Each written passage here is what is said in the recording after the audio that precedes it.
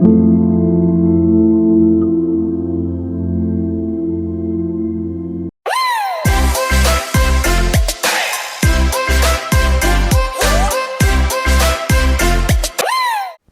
മിശിഹായ്ക്ക് സ്തുതിയായിരിക്കട്ടെ.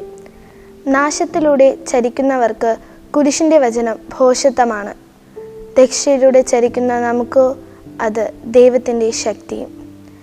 കുരിശിൻ്റെ വിരോധാഭാസത്തെക്കുറിച്ച് നമുക്ക് ഏറ്റവും അധികം വ്യക്തത തരുന്നത് വിശുദ്ധ പൗലോസ് അപ്പോസ്തലൻ തന്നെയാണ്. ലോകത്തിൻ്റെ ദൃഷ്ടിയിൽ കുരിശ് അപമാനവും വേദനയും മരണവുമാണ്. എന്നാൽ പൗലോസ് അപ്പോസ്തലനെ സംബന്ധിച്ചിടത്തോളം അത് ക്രിസ്തുവിലുള്ള വാസമായിരുന്നു. വേദനകളും പരാജയങ്ങളും ദൈവകോപത്തിൻ്റെ ഫലങ്ങളാണെന്ന് വിശ്വസിക്കുന്ന ലോകത്തിലേക്കാണ് പീഡനവും തിരസ്കരണവും ഏറ്റുവാങ്ങുവാനായി അപമാനത്തിൻ്റെയും ശാപത്തിൻ്റെയും അടയാളമായ കുരിശിനെ പുൽകുന്നതിനായി ദൈവം മനുഷ്യൻ്റെ രൂപമെടുത്ത് വന്നത്.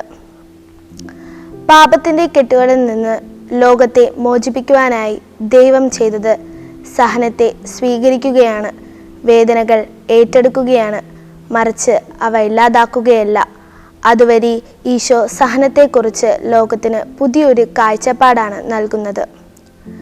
ഈശോ നടന്ന കുരിശിൻ്റെ വഴിയിലൂടെ നടന്നാലേ സ്വർഗത്തിൽ എത്തുകയുള്ളൂ.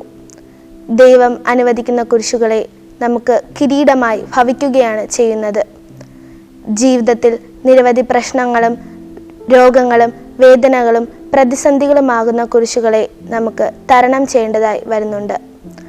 അവയെല്ലാം സന്തോഷത്തോടെ സ്വീകരിക്കുവാൻ നമുക്കാകണം.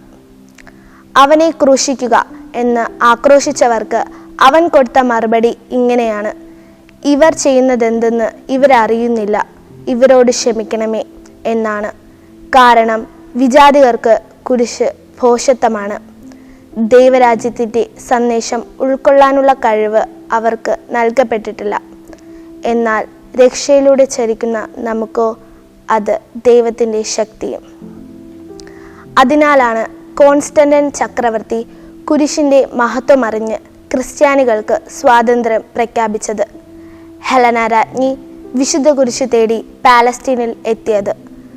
ആദിമ ക്രൈസ്തവരായ ഹെറാക്ലിയോസ് ചക്രവർത്തിയുടെ നേതൃത്വത്തിൽ പേർഷ്യക്കാരിൽ നിന്നും വിശുദ്ധ കുരിശ് തിരിച്ചു പിടിച്ചത് അതുകൊണ്ട് തന്നെ. ഓർക്കുക, നസ്രാനായ യേശു കുരിശിൽ തറയ്ക്കപ്പെട്ടതാണ് വിശുദ്ധ കുരിശിൻ്റെ മഹത്വം. അതിനാലാണ് നസ്രാനിയുടെ ജീവിതത്തിൽ കുരിശിന് ഒഴിവാക്കാനാവാത്ത അത്രയും ഉന്നത സ്ഥാനം കൽപ്പിച്ചിരിക്കുന്നത്. രക്ഷയുടെ അടയാളമായ കുരിശിനെ സന്തോഷത്തോടെ സ്വീകരിച്ച് ഈശോയെ അനുഗമിക്കുവാൻ ദൈവകൃപയാൽ നമുക്ക് പരിശ്രമിക്കാം.